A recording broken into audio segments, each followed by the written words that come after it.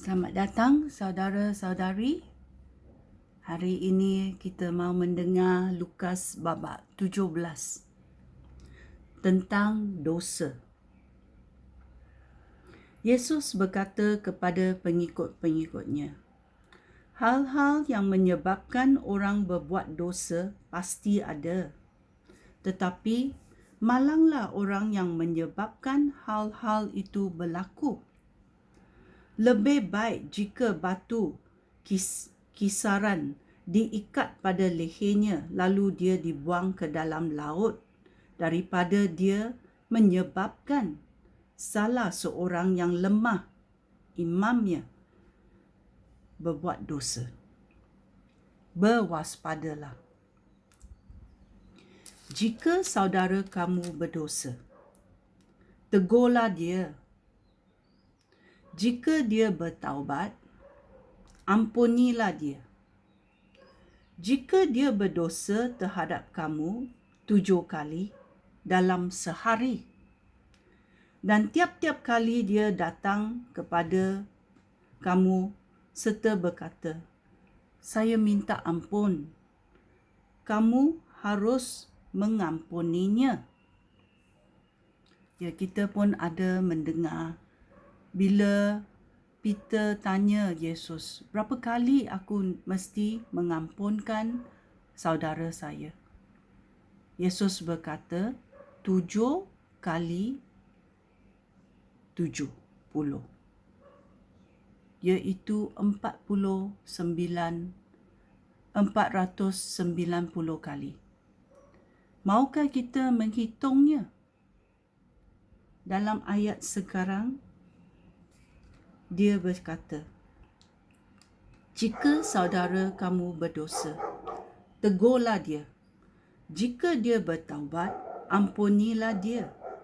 Jika dia berdosa terhadap kamu 7 kali dalam sehari, dan tiap-tiap kali dia datang kepada kamu serta berkata, saya minta ampun, kamu harus mengampuninya. Tentang iman. Ayat 5. Rasul-rasul Yesus berkata kepada Yesus, Tuhan, tegurkanlah iman kami. Tuhan menjawab, jika kamu mempunyai iman sebesar biji sawi, kamu dapat berkata kepada pokok ara ini, tercabutlah dan tertanamlah di laut. Pasti pokok itu akan menurut perintah kamu. Kewajipan seorang hamba. Ayat 7. Andaikan seorang daripada kamu mempunyai seorang hamba yang sedang membajak atau menggembalakan domba. Apabila hamba itu balik dari ladang, adakah kamu berkata kepadanya, marilah dan makanlah? Tentu tidak. Sebaliknya, kamu akan berkata kepadanya, siapkanlah makanan aku. Kenakanlah pakaian yang bersih dan layanilah aku sementara aku makan dan aku minum. Setelah itu, barulah kamu makan. Seorang hamba tidak perlu dipuji apabila dia menurut perintah tuannya, bukan? Demikian juga kamu. Apabila kamu sudah melakukan segala yang diperintahkan, berkatalah, kami hanya hamba biasa. Kami hanya melakukan kewajipan. Kewajipan itu disuruh. Yesus menyembuhkan 10 orang berpenyakit kulit yang mengerikan. Ayat 11. Dalam perjalanan ke Yerusalem, Yesus melalui sempadan Samaria dan Galilea. Apabila dia memasuki sebuah pekan, 10 orang berpenyakit kulit yang mengerikan datang menjumpai Yesus. Mereka berdiri dari jauh dan berseru, "Yesus, Tuan, kasihanilah kami." Yesus melihat mereka, lalu berkata, "Pergilah dan mintalah imam mengesahkan kesembuhan kamu." Dalam perjalanan ke sana, mereka sembuh. Ketika seorang daripada mereka sedar bahawa dia sudah sembuh, dia berpatah balik sambil memuji Allah dengan suara yang kuat. Dia sujud di hadapan Yesus dan mengucap, "Terima kasih Tuhan, terima kasih," kepadanya. Orang itu orang Samaria. Yesus berkata, "Bukankah 10 orang yang disembuhkan? Di manakah yang 9 orang lagi?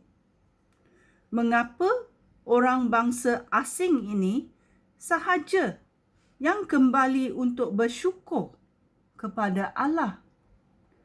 Lalu Yesus berkata kepada orang itu, "Bangunlah dan pergilah. Kamu sembuh kerana kamu percaya kepada aku." Kamu sembuh kerana kamu percaya kepada aku. Allah datang untuk memerintah. Ayat 20. Beberapa orang Farisi bertanya kepada Yesus, "Bilakah Allah akan datang untuk memerintah?" Yesus menjawab, "Pemerintah Allah tidak bermula dengan tanda-tanda yang dapat dilihat, sehingga orang dapat berkata, 'Lihatlah di sini,' atau 'Lihatlah di sana.' Kerana Allah sudah mula memerintah antara kamu."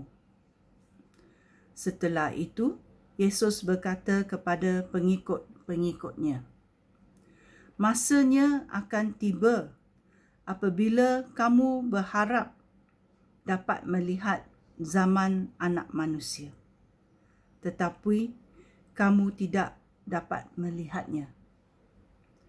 Nanti orang akan berkata kepada kamu, 'Lihat di situ,' atau 'Lihat di sini.'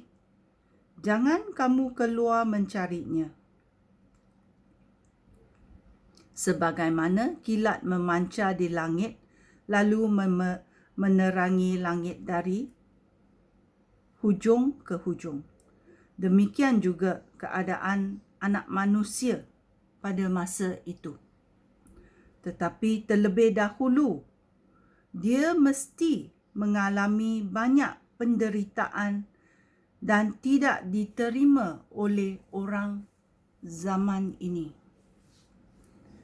Seperti pada zaman Nabi Nuh dahulu, demikian juga hal pada masa Anak Manusia kelak. Orang makan dan minum. Lelaki dan perempuan berkahwin sehingga pada hari Nabi Nuh masuk ke dalam batara. Lalu air bah datang dan membinasakan mereka semua. Juga seperti pada zaman Lot. Orang makan minum, berjual beli, bercucuk tanam dan membina rumah. Tetapi pada hari Lot meninggalkan Sodom, api dan belerang turun dari langit dan membinasakan mereka semua. Demikianlah keadaannya pada hari Anak Manusia menampakkan diri. pada hari itu, orang yang di bumbung rumah janganlah turun untuk mengambil barang di dalam rumah. Begitulah juga orang yang di ladang. Janganlah balik ke rumah.